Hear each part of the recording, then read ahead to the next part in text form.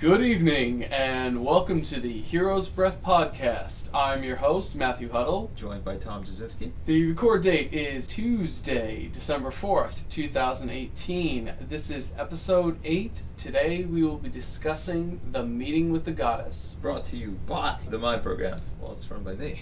Yeah. Or I make you better, or at least the best you that you can be. It's based on the science of neurofeedback, helping correct dysregulated brainwave patterns. Highlight the area that we believe is the highest priority, and we get to work on that. Okay, let me talk a little bit about my experience. For me personally, it's been mostly the mood. That gap between you and your reaction, it becomes wider. It gives you a moment to more objectively, more mindfully. I definitely find myself getting angry far less, being far more, honestly, understanding and patient with people, being more productive, generate more focus, more attention. And then you can supplement that with additional practice. Let's say you need to correct your diet, just addressing lifestyle. How are you sleeping? What are your relationships like? How are you managing stress on a day-to-day? Start integrating all these different components and optimizing every single one of those. And you, I know, have embarked on a keto diet. Keto is probably one of the best lifestyles to reducing inflammation. And that also, reduces brain fog, as does the Mind Program. So it actually, I would say, it has accelerated my experience. Exactly. Since I started weight training, I've had to integrate carbs back into my diet, at least on the days I train. I'll tell you, I can actually kind of see the difference. Even though I'm burning it off, even though I'm using it right away, I can see the difference on the days that I have to have some carbs. The results of the Mind Program are still there, and that's still not being dampened at all, even though I'm kind of changing that. That perfectly highlights the degree to which just making one change, the profound difference that can make, and how much more you can then get out of practice like neurofeedback. Yes. Then you could really see how much neurofeedback itself Right. does. That's essential that people can also listen to their bodies and then cater their diets and their lifestyles to fit the needs. I try not to be too dogmatic. I don't want to say everyone ought to be doing this. And that's definitely something people can also definitely look into. And these are all some of the great things you'll find over at the Phi Center. The Mind Program here being the key star component, but Phi Center does all sorts of other wonderful things for your mind and body. So big shout out to our beautiful sponsors. The next few stages that we'll be talking about are the most misunderstood, because it's Meeting with the Goddess. And there are people who try to change the name and make it more PC. I'm just saying, no, fuck that noise. There was a goddamn reason that Campbell called it like this. This is the expression of the benevolent aspect of nature and its mystical forces. The focus of this stage is on the rejuvenation of the hero, internally and externally. It does not have to be a goddess or even a female. As we discussed in the overview back in episode 1, in the classic Western, the hero has just suffered a defeat, the gang that took over the town, and he's off in the wilderness, and that grizzled old cowboy comes by with a rusty knife and a bottle of whiskey, and it's like, all right, let's get them bullets out of you. Believe it or not, that's the meeting with the goddess. In this stage, you can have additional mentors in the journey. The person serving in this role can act as this mentor role. We're talking more about the timing in the story arc. And we're talking about that there's usually more of that specifically rejuvenative or even spiritual component to it. It has to happen right after the road of trials. There has to be some sort of healing, rejuvenation, spiritual guidance coming into play here. I'm going to read a quote that I just absolutely had to put into this blog post. Yeah, this is probably one of Campbell's best little pieces. This is from the book Reflections on the Art of Living, where it was just him rambling and people writing it down. It is by going down into the abyss that we recover the treasures of life. Where you stumble, there lies your treasure. The very cave you are afraid to enter turns out to be the source of what you are looking for. The damned thing in the cave that was so dreaded has become the center. You find the jewel, and it draws you off. In loving the spiritual, you cannot despise the earthly. Up until now, the hero has suffered defeat, he's gone through the shit, left his ordinary world, crossed the point of no return, been born to a strange realm of unfamiliar creatures and monsters, had wild experiences, suffered the brunt of nature's fury, both literal and abstract. Really, there's so much you could expect a person, no matter how strong they are, of spirit or of body, to handle before they just break. The reason, again, that this happens in stories is because this really does happen in life. I don't know why, I don't know how, but after you go through shit, you somehow, something to help heal you will always happen. So in cinema, in The Lord of the Rings and Fellowship of the Ring, it's after they were fleeing out of the mines of Moria, they were trying to get away from the horde of orcs, and they ended up attracting the attention of the Balrog. They lose Gandalf in it, you shall not pass, that whole thing. They barely make it out of the fucking mines alive. They already lost one person in their party, and that's when they run into Galadriel, the wise elf witch. She gives them magical items, she heals everyone who's injured, she restores them. And where does she do it? But she does it in forest. Yes. Like, that symbol almost naturally arises. For me as a pagan, I can sit here on the couch in my office, and if I really need to, connect with the gods, I can get into a meditative state and do that there. But I could just walk through the woods within like 10 minutes, just start to feel that presence almost immediately, at least for me, that connection to the divinity, is in that Right. woods, in that natural element, away from the noise of humanity. So of course that's where Galadriel is. The Fellowship goes to find succor. And all the items that she gave them that were magically imbued, they all came into play later on. More than that, it gave them the strength to go on. Shit had just gotten very real for them. The struggle with natural forces, it's a common theme because humans have contended with these natural forces since the very, very beginning. It's the reason, why we're here. We fought and we survived. It wasn't until, I think, that humans got tucked behind their concrete barricades and asphalt moats of cities that we really stopped and went, are we taking a toll on our planet? Because we've struggled to survive. We've built up more and more civilization. We've used the resources. Dr. Peterson, he was talking about the fact that a lot of people think that we're like a cancer on this planet. Our interaction with nature is, we're the dominating force. He brought the fact that it's really the other way around. I'm going to quote him directly. Human beings are pretty hard on the planet, but it's pretty damn hard on us in return, We're just sort of trying not to die too miserably. And we make a bit of a mess while doing it. And most people are trying to do their best, and we should have a little compassion, a little sympathy for human beings, instead of considering ourselves raping, patriarchal, oppressive destroyers of the world. And as Deida mentioned, the male being the representation of consciousness, and the essence of thought itself has a lot of learning to do. I like this symbol of nature. And going back, you and I, we tend to bring up Japan very often because it's there. We just find so much gold. The Japanese really do have this sense of awe when it comes to nature. They do sense that reverence. Like that reverence, yes. Yeah. Almost natural spiritual embodiment found in nature. And they do have this practice called Shinrin-yoku, which is translated to forest bathing. Yes. I want to tie this back into what we were discussing earlier in terms of rejuvenation. A lot of studies have actually come out to show differences in, say, blood pressure just from going on stroll. They actually have hospitals in Japan will allow patients to go and stroll and be outdoors in nature. There's these phytoncides that get emitted by trees, for example, that actually help stimulate your white blood cells. It strengthens your immune system. All these other measured benefits in terms of just decreasing stress and anxiety. We are living in such a fast-paced world right now, dominated by technology. We are just so wired. Everyone, I think, listening to this can attest to the fact that you go out in nature and things just calm down. If there's just trees on the street, there's differences in level of anxiety and depression, and in terms of even getting sick. Even if it's just listening to nature sounds, because it's so biologically wired inside of us, there's just the innate understanding of that. The people who are in hospitals having a window to have access to see the sky, they recover faster than those who don't. There's these physiological biochemical changes inside the body when you are exposed to nature. There's one thing you can do, honestly, on a day-to-day, go for a 10-minute stroll, 15-minute stroll. And we've talked about this before, there's all these points along the journey that we're talking about, all these stages, and there's just these cycles within cycles. So that moment, that meeting with the God is that point of restoration is constantly kind of coming up. It could be something as small and simple as just taking a moment, becoming aware, becoming present, and just taking a breath, centering yourself. There's your point of restoration right there. Even in South Korea, universities actually have accredited programs where you get certified in becoming a forest guide. Basically, they have whole forests dedicated. The fuck am I doing here? Yeah, right?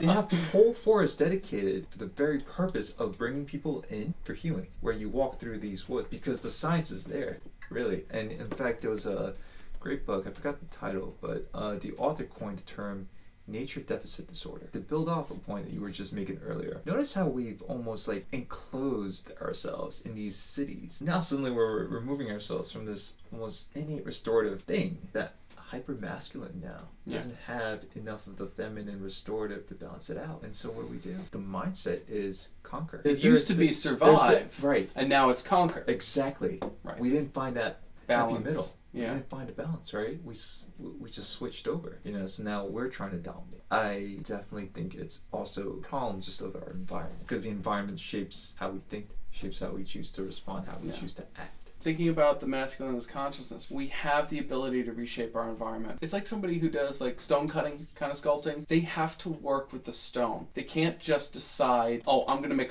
a guy on a horse and it's going to look like this. They have to work. They have to get the right block of stone that has the kind of fissures in it that will work with the piece. And if the piece calls for the horse to look like this, but there's a fissure that goes like right through the rock and it would just end up cutting the piece in half, the mason has to get another rock, or he has to change his design. He's got to work with it to some degree. He can't just go barreling through it. That's why I bring all this up is because when you look at humanity, you can think of the human race like a baby, clumsily just scraping around for resources, trying to survive, just doing whatever it needs to, just always thinking of survival. If you leave an unsupervised baby, and by leaving unsupervised, I mean for like 20 fucking seconds, that kid will be going through the cabinets and eating every last damn cracker before you blink. Yes, I'm a dad. But the kid's not going to think about the fact that he wants crackers later. He's going to eat every cracker he can. And that's a lot of what we've done. We've completely wrecked ecosystems, setting off a chain of calamities that, start with riots, end with mass migration and conflagration. We're just barely getting into some of these negative effects. What we are learning as a society, I think we can start to apply towards ourselves at a personal level. And again, stories do a great job of showing that to us. We're talking about the meeting with the goddess as being restorative, and we also think about that as like nurturing. Last year, somebody tagged me in a video talking about self-care. Right away, the impression is like, candles and bubble baths. That's really not me. No? I swear. Yeah, man, I was loading up my bathtub with some Epsom salt, nice lavender candles all over. What I said in that video, self-care really is more about, well, literally just that. It's not just like this prescribed, this is how you do it. We all have our own rituals. Talking about the meeting with the goddess in terms of healing, in terms of restoration, and also in terms of education, to put in work, to alter the path that you're doing. I said in the last podcast, what put me into Naraka was my own dumb fucking self. I wanted to blame the world, and I did at the time. Believe me, I did a lot of it, but I was the one who got my ass in trouble. I was the one who had to get my ass out of it. And yes, I got interventive help, and we'll talk about that later. In story, and in recent story in cinema, I think the best example of how the meeting with the goddess really just helps you continue to put in that work was in Avatar. That's why it's one of my favorite films, and it's like when we said in podcast 1 is, in most stories, the road of trials is that stage that gets stretched out because it keeps the audience's attention.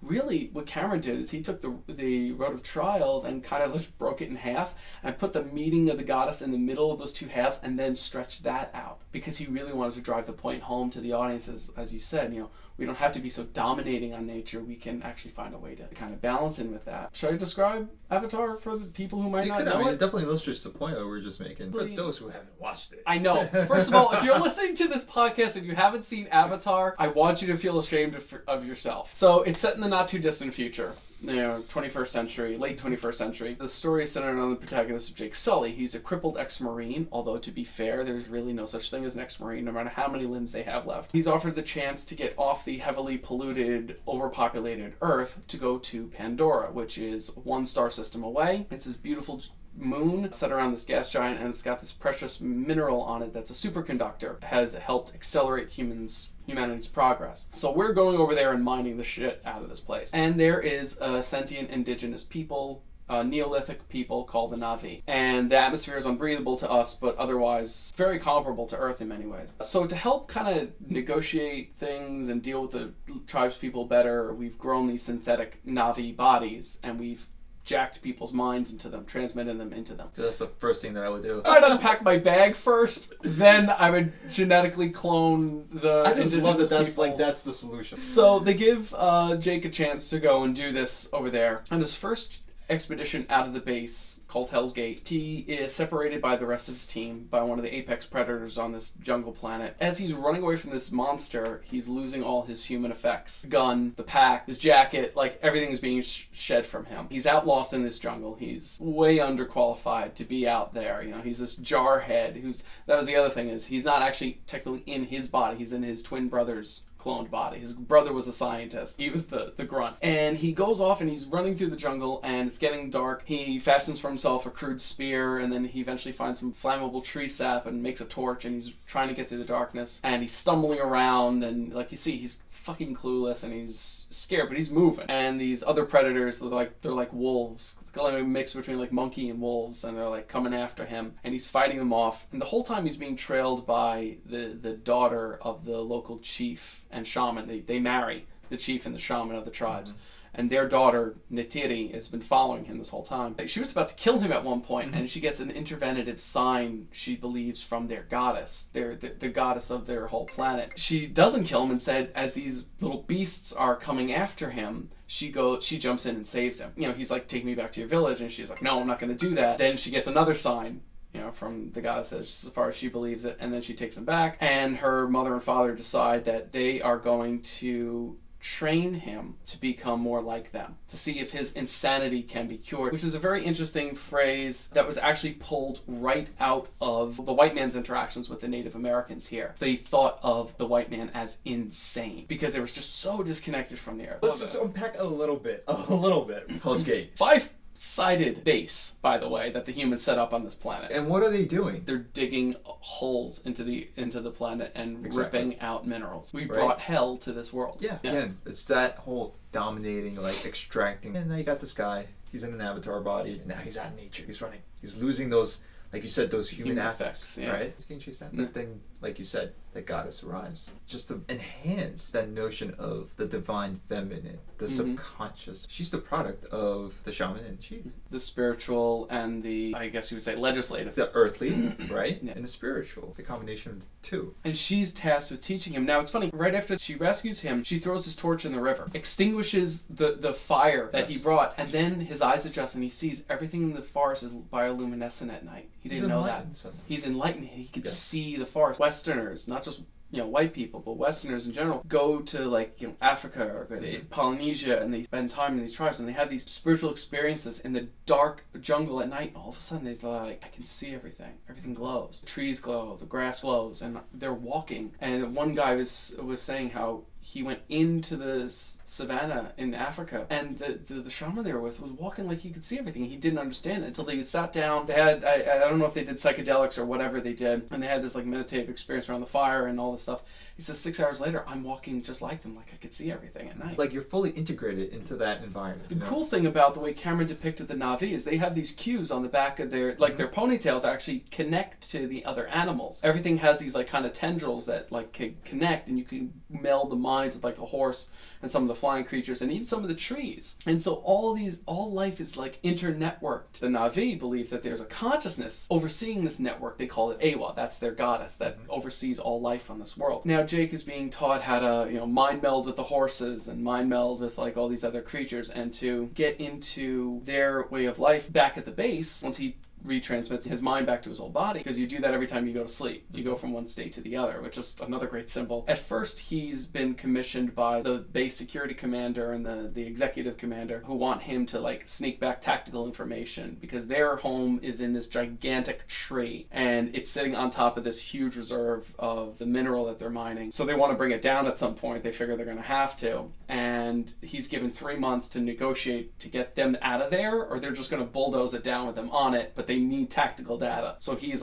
sneaking this back and forth. So he's playing both sides at first, and then gradually he falls in love with the people and falls in love with Neytiri, of course. It's always Aldana. I don't care what face she's wearing. You fall in love with her anyway. Jake's torn, between his people and now his new people. He's slowly being pulled more and more back into the natural environment, which then helps reconfigure his mindset, his approach, his values. And the montage as he's recounting his tale, as he's learning ways of being like them, learning how to hunt and to track, and he's saying, my feet are getting tougher, I'm building into this, and it's really amazing the way Cameron did this. I mean, it was a masterpiece. This is what I really want to get across, if nothing else. It's not just restorative, but it's restorative on the deepest level. And even if you just went through the road of trials, Jake just got chased by this monster and fell into this river, and he's running through the woods scared, and he's attacked by other things, and then Neytiri comes, and then he's told, you're gonna have to learn under her now, and she's putting him through the rigor. He's falling off the horse 50 times a minute. There's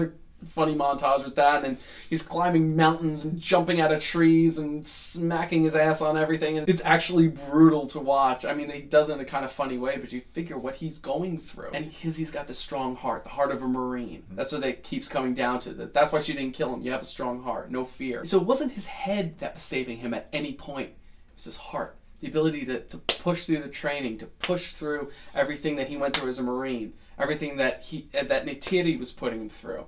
So that was really, I think, the big point Cameron was bringing to light, is that the solutions aren't necessarily found up here. Not that they're completely irrelevant. His training as a Marine did come in and help him multiple times, but it was who he was, not what he was, that made the biggest difference in his survival there. Purpose is huge, and finding meaning and pursuing that. And that's so critical, because you're going to have so many stumbling blocks. And when you come across them, you have to have a deep enough and strong enough why in order to push through and keep going. Part of what this whole idea of the restorative also is, it doesn't necessarily mean it's always going to be pleasant. Focus on growth as well. This meeting with the goddess is also instructive. It's an opportunity for development. Well, that's what the whole hero's journey is. This is like the seed within the hero's journey. Exactly. Let me take this back to your first quote today. It's by going down into the abyss, right? Yeah. That we recover the treasure of life. I want to bring in this other way that you can quiet yourself and find restoration. It's through quieting the mind,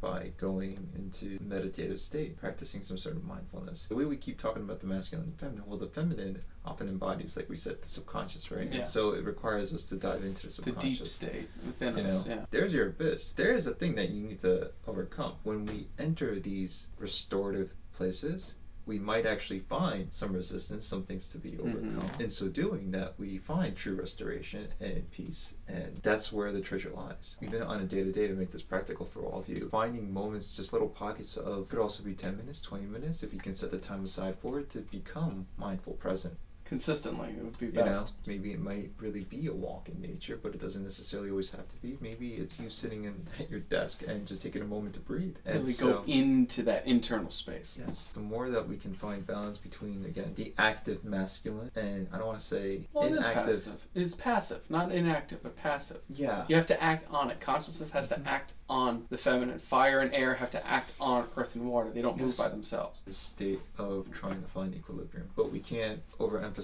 one or the other. There are those people who get a little too lost. They're constantly in the ethers, and they're not becoming grounded again. They're very spiritual. It's really about finding balance, and that's what a lot of the hero's journey is. Really, it's about finding that middle between those two extremes. Something I had to learn. When we last left our hero, he had gotten himself in quite a pickle. To get out of the road of trials, like I said, there was that moment I had where I just stared at the ceiling one night and said, I am in hell, and I put myself here. It wasn't long, actually, after that. When the student was ready, I was following my daughter. She was about 2. We were in the village in Babylon. There was a mystic shop, and she goes in. Just randomly decides to go into the store, and I'm thinking, fuck me.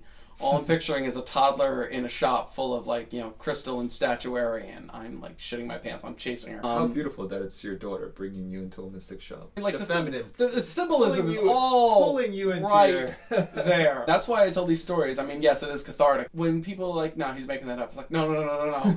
I'm a good writer, but I'm not good enough to write that shit. Like, this is what happened. So she goes into the shop, and I'm, like, trying to, like, pull her out and whatever. This little Indian guy. You know how it's like some people just have that vibe on them, and you just know that they're like this Zen master? That's like him, and right away he's just like, no, it'll be fun. And I'm just kind of like, keeping her hands from, like, I'm letting her play with the little stones and stuff, but I'm trying to, like, not let her, like, pick up anything expensive or heavy. And he's just, like, talking to me. At this point, Lauren and I had informally separated and everything else, and he could see it all over my face. I'm in Naraka, and he's wanted to know more. He was like, interested in my story. So I'm kind of like holding this kid. I'm giving him the cliff notes. We're talking for a little bit. And finally he looks at me and says, you know what you need to do? I'm sorry, I'm going to try not to do a bad Indian accent right now. It's just like I'm playing it back in my head and it's like coming out. At this point I'm like, okay, I'm tired. I've got nothing to lose by listening. I had at one point told him, like, I'm still going to try to do something. I still want to start a nonprofit. Like, I haven't given up. I'm exhausted. He says, you know what you need to do? You need to pursue money. I almost fell over. I'm like, what? Spiritual Indian guy? And like, this guru's telling me to pursue money. I'm like, isn't this like the love of money the root of all evils and everything else? And he talked to me about balance. He talked to me about the need for balance. He says, that the material world comes from the spiritual world and that I shouldn't despise the material world and just focus on the spiritual. And I immediately thought about the tail end of that quote that Campbell said, in loving the spiritual, you cannot despise the earthly. And then when I reread it over, I remembered that conversation with this guru. Pursuit of nonprofit, he said, was noble, but it wouldn't be effective because you can't pour from an empty vessel. He says you're spent monetarily, mentally, emotionally, spiritually. He says you're done. Don't despise the material but the spiritual. He says you've got all this stuff locked in your head about spirituality. Then the material world's just one side of it. By constantly being immersed, re-immersing yourself in the spiritual, making a practice of it every single day, it enhances your material existence. Yeah, you can't pour from an empty vessel. So guess what? If you're so spent, you need to selfishly, in the best way possible, take care of yourself. For example, require you to say no to certain requests from others. I had said to him at that point that I wasn't so much concerned that he was wrong about me being able to just go become wealthy. Kind of always felt like I could, and I was always afraid that I would end up like that Scrooge in the mansion, hoarding my wealth and not doing. And he laughed when I said that.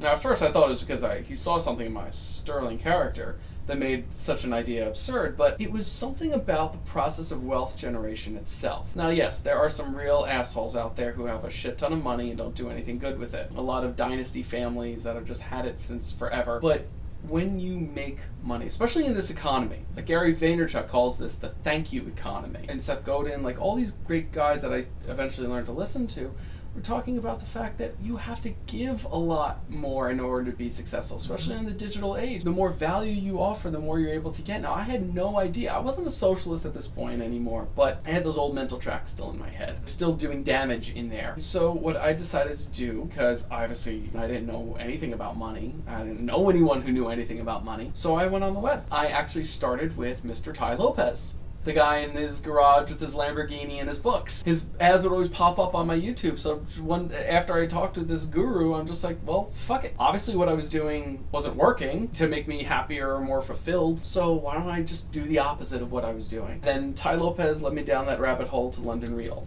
which led me to Peter Sage, who wasn't just incredibly successful in business, he was a very spiritual guy, and he does exactly what you said. He meditates every morning. When you order the mind, you order the spirit, and that informs how you choose to allocate resources. It shifts your perspective on what give and gain really mean. Our lives are meant to be of service. And the more service that we provide, the more that life gives to us so that we can be of greater service. But it requires us to constantly immerse ourselves in these more yin practices, the softer practices, where you venture into the subconscious, where you engage in more restorative practices that allow you to order the mind, you order the spirit, and that orders your life and your actions. And that's a process I had no appreciation for. From coming from a socio-political outlook that there's the oppressors and the stealers of the people's wealth, and it's not the way it actually fucking works. I knew nothing about the Pareto distribution principle. I knew nothing. So here I was, after having everything stripped from me, did a good job of doing it to myself, and now being restored by this dude, not a goddess, just a spiritual dude. But again, it was the timing, teaching me all these great new ways of looking at the world. These new habits that I was able to get into because I spent every free moment listening to their lectures, listening to their interviews, thinking on how it would apply to my life, looking for the common threads, as I've said before, listening to Mel Robbins, Tai Lopez, Peter Sage, and listening to people on all different ends of the spectrum. You take Peter, he's this like cool, like, you know, kind of like hippie, you know, guy from like East London. Then there's Dan Pena, who will literally punch you in the face if you annoy him. And these guys were on the same podcast at one point. You know, it's like listening to these people and really getting into their heads and listening for all that. I was able to take myself from being this pudgy, drunk loser on his ex-wife's couch to being the handsome, effectual hero of my own story. I went from bungling my way through life like a baby, scrambling for resources and not getting anywhere, breaking everything as I went, trying to fight nature instead of realizing that there are ways to move within it. There are times when we will suffer lack, and there are times when we will have abundance. You have to know how to work within them. The reaping and the sowing. Like, you have to learn how to actually work in the rhythms of nature. And that's something I wouldn't have learned without this man's guidance. You have to go through fire in order to fully find value in the reverse of that. You don't know wholeness without being broken. Or sometimes you just have to have your face ground in the dirt long enough for you to figure out, maybe I should shut my fucking mouth. That's another way of putting it. Sure. Why not? A few months later, I went back to that same shop Uh-huh. to thank him. And I was in a slightly better place. I wasn't entirely sure how I was going to do it, but I was going to get out of the hell that I created. Ever since then, he's always been so kind to me, but to everybody else that goes in there. And so humble, too. Like, he didn't even actually want me mentioning his name or the name of his shop. Like, he didn't want to shout out for this or anything. This is just what he does. And they have a sister shop, too. His wife runs that one. I'm here to be of service. That's all he ever says. I'm here to be of service to God and to his children who walk in here. I'm here to serve. He's not running an ashram. He's running a fucking mystic shop in a village on Long Island. I think he's managed very well in his own hero's journey to blend that yin and that yang in his life, and it's made it work for him. Like Jake Sully, I had a long road of grueling work ahead of me. And like the Fellowship, I was going to endure a lot more battles with even darker characters, and the stakes would just keep getting higher, but the whole time, he always was able to give me not just direction. He's more than a mentor to me. He was always able to give me refreshment too and help build me up. Don't get bogged down on the nomenclature. Think about your own life. After the road of trials, is there a person who helped restore you? Is there a situation you went into that you found restorative? Maybe it wasn't so much just a person. Maybe you just found a really cool yoga studio. You were always just in the right state. Maybe you didn't just necessarily vibe with one particular teacher, but just being in that environment. If you found yourself in the right place to be around the right people. Take a cue out of my fucking book. Don't go to bars. No, I'm always a lone drinker. Maybe a hair salon or a barbershop or something. Like, be around the right people that will help restore you after that road of trials. Barbershops are often like the men's like confessional. Like guys just go there. For the female, you could say if you go to a hair salon, well, there's self-care, right? There's taking care of yourself, and that's important. Start looking for places where you can find restoration daily. If you can, get outside.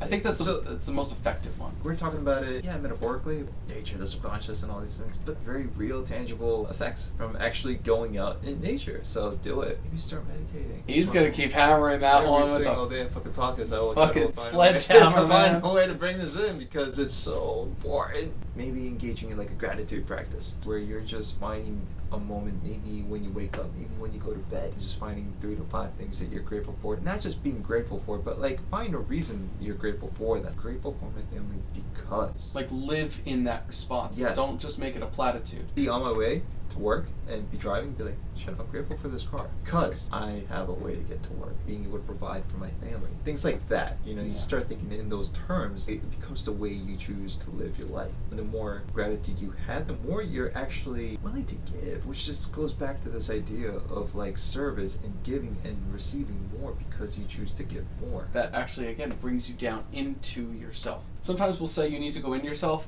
and sometimes we'll say you need to get out of yourself. When we say go into yourself, like we're talking about that subconscious. We're talking about going into that forest, that deep cave, that internal, that yin center where your true you really is down there. And then there's all that mystic wisdom that comes associated with that. That is what's exemplified in story. And then when we say to get out of yourself, to get out of your head, that's really when you're just locked in your conscious mind. You're running around a bioluminescent forest with a torch when you can instead let the forest guide you. You have to learn when one needs to be replaced for the other. And that does come with practice. That does come with time. I've had numerous experiences where, I didn't get it right. There are times when I should have stood my ground more and been more in my conscious self versus times where I was stubbornly banging. For the record, that's mostly my life.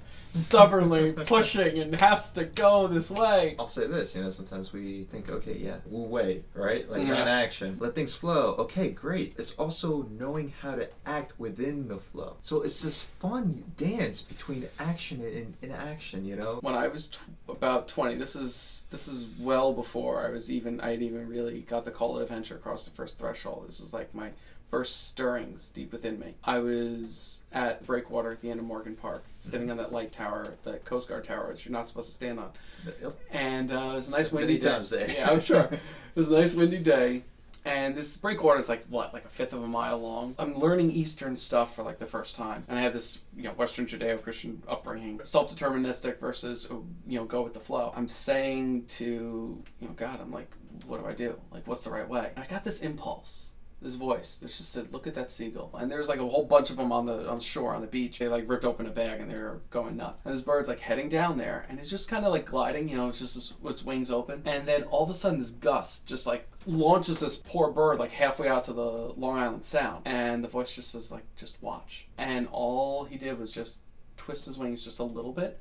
And he went right back to almost the exact same spot he was before the gust blew him away. And then he just kind of landed. And I'm watching, and I'm like, okay, cool, I don't get it. Just at that moment, a helicopter goes, the Nassau County PD chopper goes barreling across the sky. And I got it. Because if one hose, wire, or bolt comes off that bird, that thing's gonna fall like a fucking rock. Versus the seagull, it just makes a small adjustment. It's something I've taken with me when, in terms of what you're saying about learning how to go with that flow at the right time versus not. You know, just like the stonemason, cutting into the right parts of the stone that he can cut into, and then hone more with his conscious mind and his conscious effort. Instead of just always having to be conscious and forcing your way through everything, learn to flow. That's why my boy Captain America is such a damn good fighter. Because he doesn't just smash like the Hulk. He's always rolling and ducking with the punches and using his shield this way and that way and flipping, and he rolls into the fight. He moves with the fight. He doesn't just say that. He doesn't say to his opponent, no, you can't punch me that way. You have to use your left hand.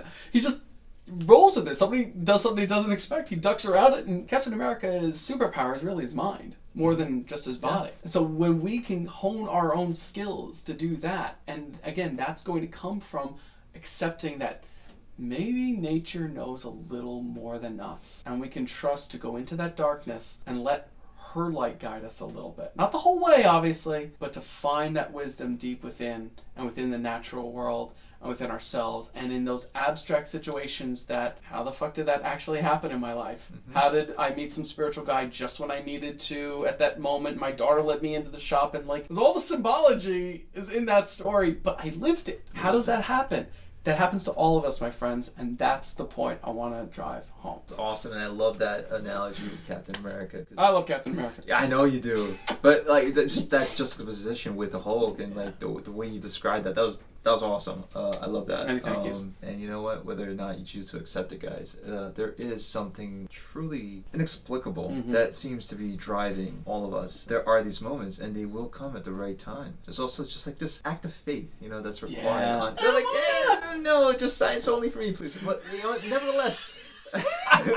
That's another T-shirt right there. I think we all know that. There, and maybe just science hasn't caught up with it. I leave you guys with just this: find some more restoration in your lives. Let that take whatever form it needs to for you in your current state. Whether it's meditation that calls to you, maybe you just need to spend more time in prayer. Just try to think about what you can do to fill your cup, fill your vessel, so that way you can start pouring more into others. My God, we're just gonna keep going. There's so much here. Yeah, so much here. I can't wait for round two. We gotta cut this off. Can I get off? All right. So what's our sign off usually? So this is Matt and Tom signing off before we get ourselves in more trouble. Have a good night, and remember, you are the hero. You're still the hero. Good night, everybody. Good night.